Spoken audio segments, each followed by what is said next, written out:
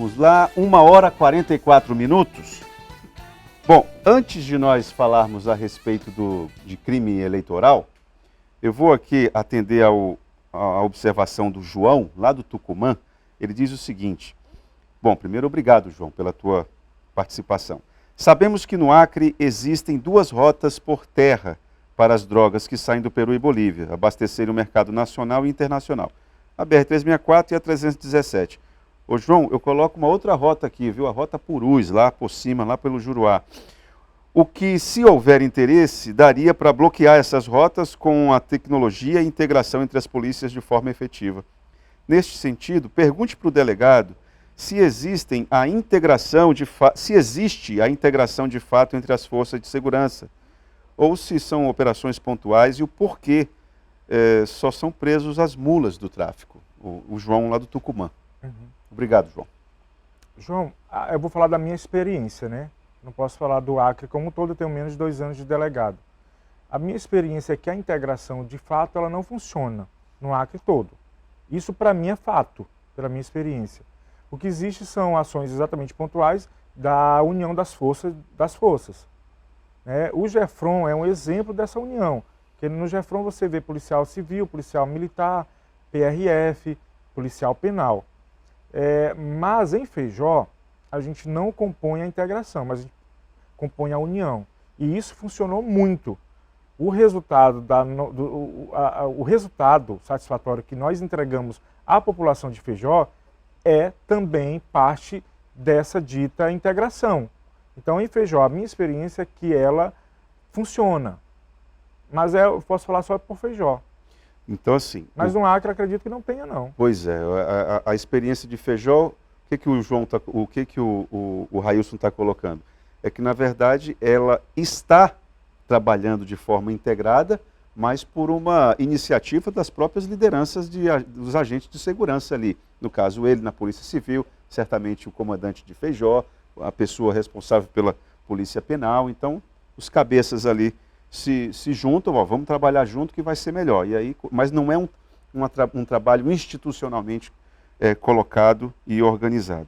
Aqui o Farias está perguntando o seguinte: qual é o tamanho da equipe da Polícia Civil em Feijó, somando com... Aí ele está falando aqui, somando com os PMs, a quantidade está contento? A Polícia Civil, nós somos 17 hoje. É muito pouco. Feijó é o 5º município maior do Acre. E o 1º em território. E o 33º em território no Brasil. Loucura. Né? E 17 policiais civis. 17 policiais civis. A Polícia Militar, eu não sei quantos tem, mas são poucos também. Bom, pergunte ao entrevistado como ele vê a situação ocorrida aqui em Rio Branco, quando os candidatos tinham que pedir autorização às facções para entrar nos bairros e fazer campanha. Pergunte também se o que ele fez juntamente com outras forças de segurança em Feijó, quando reduziram bastante os índices, se é possível aplicar aqui na capital. É o Carlos, do Xavier Maia.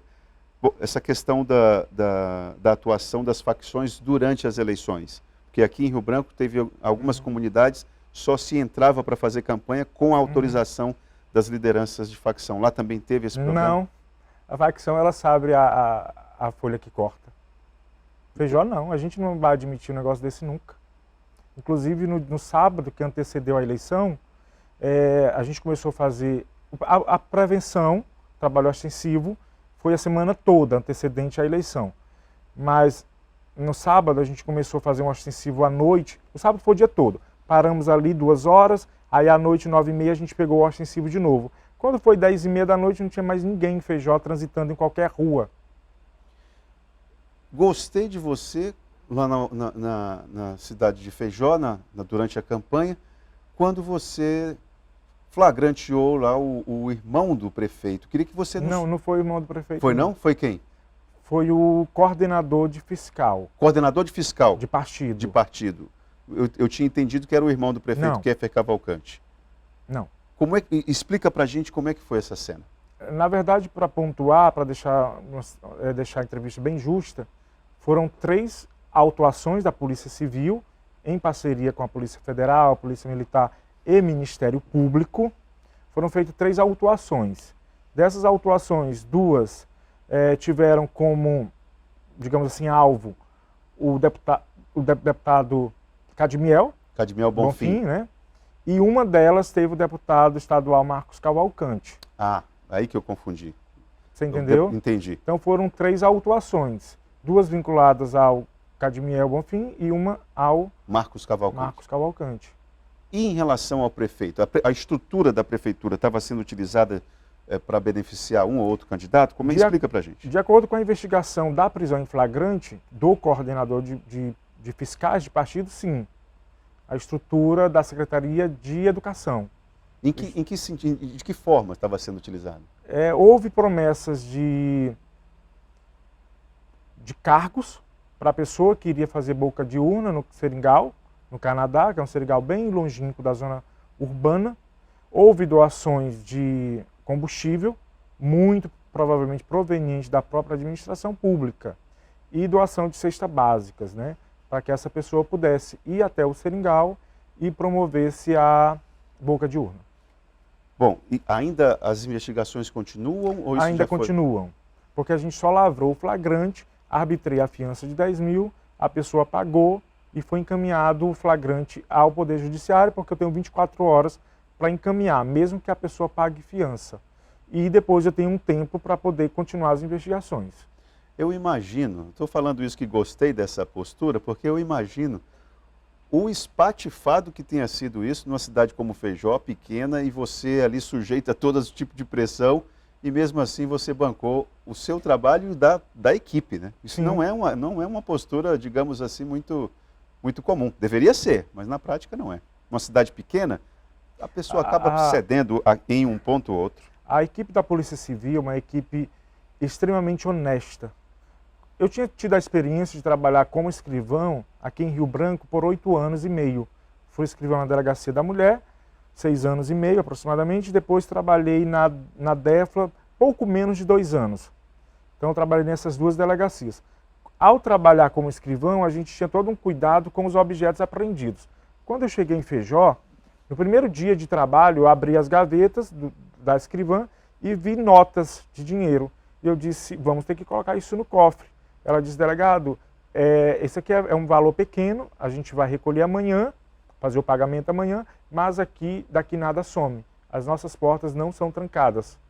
E aquilo me gerou um respeito e uma estranheza ao mesmo tempo. E com uma semana eu tive a certeza de que a equipe é 100% honesta. E as pessoas elas buscam fazer justiça independentemente do alvo que estejamos investigando. Tem casos de policial investigar a própria família, mas quando é do cumprimento do mandado de prisão ou de qualquer outro mandado de busca, ele sai de cena.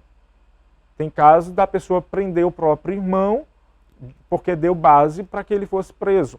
Eu mesmo já pedi prisão de um primo meu, primo legítimo, entendeu? Então a postura da Polícia Civil é uma postura que busca fazer justiça, independentemente contra quem será. Então é isso que move eles e que já me movia. E eu acho que foi o casamento perfeito. Queria aproveitar e saber o seguinte, como é que estão esses crimes de intolerância em Feijó, homofobia, feminicídio, como é que isso está? Como é que você retrataria Feijó nesse aspecto? É interessante você tocar no assunto porque Feijó, no estado do Acre, é a cidade com maior número de feminicídio em 2022. Por isso que eu estou te perguntando, inclusive. A gente ganha da capital, que é muito maior em quantidade de pessoas. Tem mais feminicídio lá. Isso é alarmante, isso é preocupante. A região norte como um todo, o crime contra a mulher, os índices são muito altos. Quando você vai ali para o sul, para o sudeste, baixa drasticamente. A região norte é a região que há maior índice de violência doméstica. E o Acre é um dos estados que tem maior índice no norte. E Feijó é a cidade que tem maior índice no Acre. Então eu trabalho na cidade onde mais se mata a mulher. Está no estômago da onça você, parceiro. Esse ano a gente está com aproximadamente 17 a 18 pessoas mortas. Entre estas, 3 mulheres. Vítimas de violência doméstica. Porque tem outras mulheres, mas vítimas de outros casos, né? Correto. Vítimas da facção, vítimas de outras situações. E homofobia? Homofobia, eu sofri homofobia acho que foi em julho, não lembro, julho, agosto deste ano, foi dado voz de prisão à pessoa, ela foi levada à audiência de custódia e lá na audiência de custódia a juíza manteve a prisão dela, ela foi encaminhada ao sistema prisional feminino na cidade de Tarauacá, que é a cidade vizinha, e lá passou 52 dias presa preventivamente, depois saiu sob a condição do monitoramento eletrônico. Eu sou assumidamente gay e para mim é um grande orgulho e é um grande orgulho para minha família também, porque lá a gente prima pelo amor e não pela hipocrisia de alguns lares. Então, me vi na condição de vítima e achei necessário promover o auto de prisão em flagrante. Isso acho que foi em agosto, repercutiu bastante. Repercutiu, né? Saiu na UOL, saiu na Globo Nacional, né? Então, porque foi pedagógico isso aí. E eu insisto na ideia de que nós não estamos falando de um cenário de uma grande cidade, é a cidade de Feijó, é um município, quem conhece sabe. Então, esses casos acabam sendo emblemáticos e importantes. Nós estamos no fim da nossa entrevista, delegado. Eu queria rememorar aqui um crime que também repercutiu muito. Eu queria saber que desfecho, como é que estão as coisas hoje, que é daquela adolescente que matou, acho que a própria tia, se não me engano, matou de uma forma estranha, incomum. Esse crime eu acho que já deve ter um pouco mais de um ano. Foi esse ano. Foi esse ano? No início desse ano, né? Foi no início do ano, acho que lá para fevereiro, março. Isso. Como é que está essa situação? A menina, a menor de idade, ela na época ela tinha 14 anos, não sei se ainda continuou com os 14, ela planejou a morte da tia, comprou veneno para rato, deu dose para a tia, só que foi uma dose pequena, deixou apenas a tia um pouco inebriada, né? Mas não chegou a adormecê-la. Mesmo assim, ela já tinha planejado, mesmo assim ela executou a morte da tia. Primeiro, ela trancou o primo dela, o filho da vítima, que tinha 8 anos de idade, ela trancou no quarto. Antes de dominar o menino, ela quebrou o cabo da faca do menino, dando golpes nessa região aqui do pescoço. Quando ela batia no menino, a faca quebrou. Mas ela conseguiu conter o menino de 8 anos de idade, um menino, um amor de pessoa, tive a maior preocupação com ele, mandei para psicólogo, porque é um menino que tem que ressignificar aquela experiência que ele viveu, senão vai crescer com trauma profundo. Então ela trancou o menino. Ao trancar o menino, a tia estava deitada e não ouviu o barulho da briga dela com o primo. Estava inebriada ali, estava sob o efeito do veneno. E daí ela pegou outra faca e começou a golpear a tia. Daí saíram do quarto, foram para a sala e da sala para a cozinha. Foi onde o cenário ficou um mar de sangue. Ela desferiu muitas e muitas facadas contra a tia. Eu lembro que ela cravou a faca na cabeça da tia. Ela pegou uma panela de pressão que você corta para fazer uma panela normal. É comum aqui na região a gente fazer isso. Ela batia com tanta força na cabeça da tia que a panela afundou. A gente chama de afundar, né? Isso. Ela entrou. E muita força, porque é grossa, é uma panela de pressão. E debaixo da panela, depois que matou a tia, ela colocou a panela na cabeça e a faca estava lá cravada. Eu estava no local. Quando o policial tirou a panela, a faca estava lá cravada na cabeça da tia. E ela ainda foi tomar banho depois e foi para a sorveteria? Ela tomou banho e foi para a sorveteria. Meu pai do céu. Mas essa moça continua apreendida? Como é que continua apreendida. Como é que ela é? Ela é uma menina extremamente, que eu vou falar aqui, pode até soar como estranho, né, para o telespectador que não está nos ouvindo, mas ela é uma menina extremamente dócil, é uma menina extremamente, digamos assim, uma menina que você tem prazer em conversar. É mesmo? Ela é extremamente agradável. E é isso, uma das personalidades dos sociopatas é essa. Eles são agradáveis? São agradáveis. Mas ninguém sabe o risco que está ali por trás. Né? Uma coisa que me chamou bastante atenção é que ela não demonstrou qualquer sentimento. Ela não demonstrou medo, ela não demonstrou arrogância, ela não demonstrou desdém, ela não foi ignorante comigo, ela não foi truculenta, pelo contrário, sempre me respondia com doçura. É como se ela tivesse cometido aquilo por lógica. É uma... Eu perguntei, por que você matou sua tia? Entre várias perguntas, né, por que você matou sua tia? Ela disse, porque eu sempre quis saber como era matar alguém. Você se arrepende? Não, faria tudo de novo. Então ela deixou muito claro que aquele era um desejo dela e que ela iria fazê-lo novamente, talvez. E isso despertou, eu fiz esse relato para o juiz e despertou nele a vontade de mandá-la para a psiquiatra, para ver se a menina tinha... Ela foi enviada? Foi encaminhada. O resultado eu não sei, mas na época ela foi encaminhada. Eu vim aqui na Moci Magalhães, né, que é o local onde se aprende mulheres menores, conversei com ela, falei com a psicóloga e logo depois o juiz mandou ela para a psiquiatra para ver se ela tinha alguma doença, como psicopatia, sociopatia, porque a ausência de sentimentos nela é o que sempre me chamou a atenção. O resultado desses exames é que você não tem ainda, né? Não, porque já virou processo. Quando vira processo, ele não volta para mim. Entendi. Não volta para a delegacia. Bom, Railson, o que acontece, pelo que eu estou vendo, o que acontece em Feijó, acontece em Nova York. Feijó é especial.